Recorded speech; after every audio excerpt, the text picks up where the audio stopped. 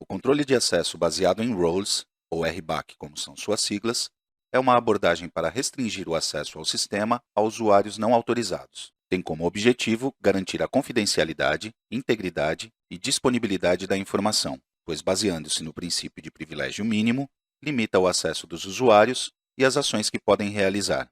Desta forma, é reduzido o risco de sofrer violações de segurança quando a conta de um usuário é comprometida. Dentro de uma organização, são criadas roles para diversas funções. As permissões para realizar certas operações são atribuídas a roles específicas. Aos usuários, são atribuídas roles particulares e, através dessas atribuições de roles, adquirem as permissões para realizar funções específicas do sistema de computador.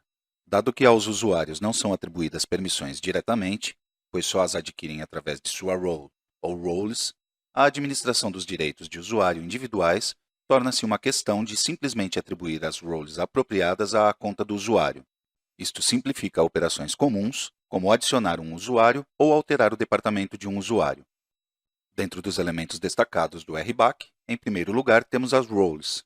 Uma role é uma função ou cargo dentro de uma organização com alguma semântica associada em relação à autoridade e responsabilidade conferida a um membro da função. É visto corretamente como uma construção semântica em torno da qual é formulada a política de controle de acesso. A coleção particular de usuários e permissões reunidas por uma role é transitória, mas a role é mais estável porque as atividades ou funções de uma organização tendem a mudar com menos frequência. Com RBAC, é possível predefinir as relações entre roles e permissões, o que simplifica a atribuição de usuários às roles predefinidas. Muitas vezes costumam ser misturados os conceitos de grupos e roles. Uma diferença importante entre a maioria das implementações de grupos e o conceito de roles é que os grupos normalmente são tratados como uma coleção de usuários e não como uma coleção de permissões. Os grupos de usuários como unidade de controle de acesso são fornecidos comumente em muitos sistemas de controle de acesso. Por outro lado, as roles são tanto uma coleção de usuários por um lado, quanto uma coleção de permissões por outro. O papel serve como intermediário para unir estas duas coleções. Posteriormente, temos os usuários. No modelo do RBAC, os usuários são seres humanos. O conceito deles pode ser generalizado para incluir agentes autônomos inteligentes como robôs, computadores ou mesmo redes de computadores. Quanto às permissões, estas descrevem a possibilidade de realizar uma operação sobre um objeto específico, sendo como uma aprovação de um modo particular de acesso a um ou mais objetos no sistema. Podem estar associadas a uma ou mais roles, mas a coleção de permissões vinculadas por role é transitória. Através das permissões associadas às roles ativas de cada seção, é que são realizadas as decisões de acesso. Algumas literaturas de controle de acesso falam de permissões negativas, que negam acessos, em vez de concedê-los. Em nosso contexto ministrado, a proibição de acesso modelamos como uma restrição, em vez de uma permissão negativa. Finalmente, e no último ponto estão as sessões, que realizam o mapeamento entre os usuários e suas roles ativas. Em relação aos usuários e às sessões, um pode ter mais de uma sessão estabelecida de forma simultânea. Cada usuário estabelece uma sessão durante a qual ativa algum subconjunto de roles para as quais está autorizado. O estado das sessões do sistema está dividido em duas partes. A primeira é um conjunto de identificadores válidos do tipo session. A segunda parte é uma função que mapeia cada sessão com o usuário dono dela e o conjunto de suas roles ativas. Para compreender as diversas dimensões de RBAC, neste é definida uma família de 4 modelos conceituais. Em primeiro lugar está RBAC 0, o modelo base localizado na parte inferior, que indica que é o requisito mínimo para qualquer sistema que pretenda suportar RBAC. Um patamar acima estão RBAC 1 e RBAC 2, que incluem o RBAC 0, mas adicionam características a ele. RBAC 1 adiciona o conceito de hierarquias de roles, que são situações em que as roles podem herdar permissões de outras roles. RBAC 2 adiciona restrições, que impõem restrições para as configurações aceitáveis dos diferentes componentes de RBAC. RBAC 1 e RBAC 2 são incomparáveis entre si.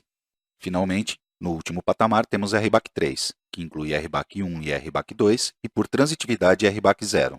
Estes modelos buscam ser pontos de referência para a comparação com sistemas e modelos utilizados por outros pesquisadores e desenvolvedores. Também podem servir como guia para o desenvolvimento de produtos e sua avaliação por parte de possíveis clientes.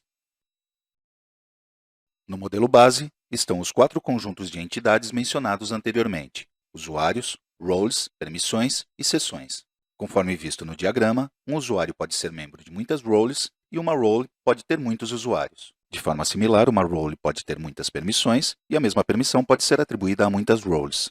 A chave de RBAC reside nestas duas relações. Finalmente, uma sessão pode ser composta por um usuário e muitas roles.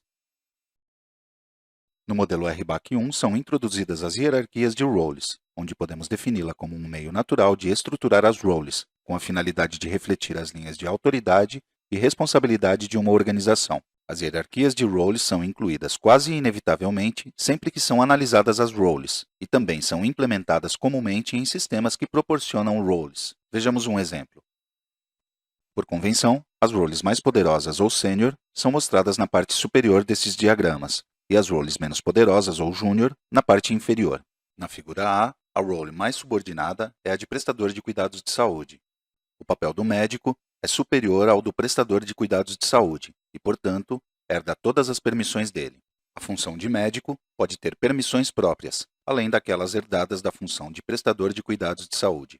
Como a herança de permissões é transitiva, a role de médico de atenção primária herda as permissões das roles de médico e prestador de cuidados de saúde.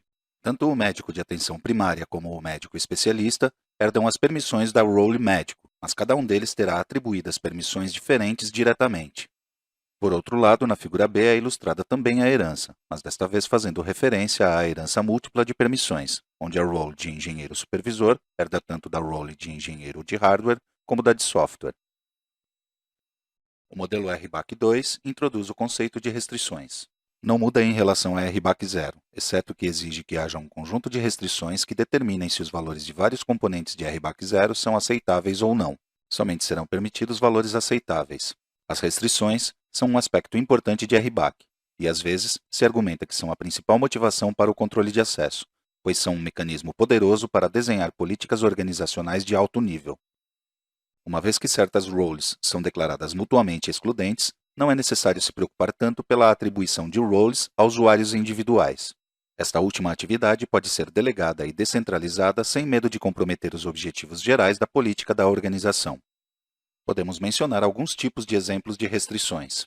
Uma poderia ser a exclusão mútua, onde uma restrição poderia ser que seja possível atribuir ou ativar apenas uma role do conjunto. Este tipo de restrições pode ser utilizado para fazer cumprir a separação de funções. Outro tipo pode ser as pré-condições, onde uma restrição de exemplo poderia ser que seja possível atribuir uma role a um usuário somente se ele tiver alguma outra role de condição prévia. Neste caso, elas podem ser utilizadas para fazer cumprir o princípio de privilégio mínimo. Finalmente, temos cardinalidade, onde é possível ter restrições de exemplo como o máximo de usuários aos quais podem ser atribuídas uma role.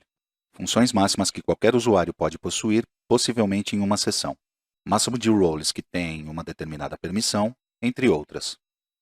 Finalmente, temos o modelo RBAC3, que combina RBAC1 e RBAC2, para proporcionar hierarquias de roles e restrições simultaneamente. Sobre isto, há várias questões que surgem ao unir estes dois conceitos.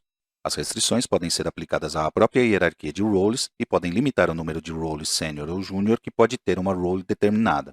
Também podem ser restringidas duas ou mais roles para que não tenham uma role sênior ou júnior em comum. Este tipo de restrições são úteis em situações em que foi descentralizada a autoridade para alterar a hierarquia de roles, mas o administrador de segurança deseja restringir a maneira geral em que podem ser realizadas essas alterações.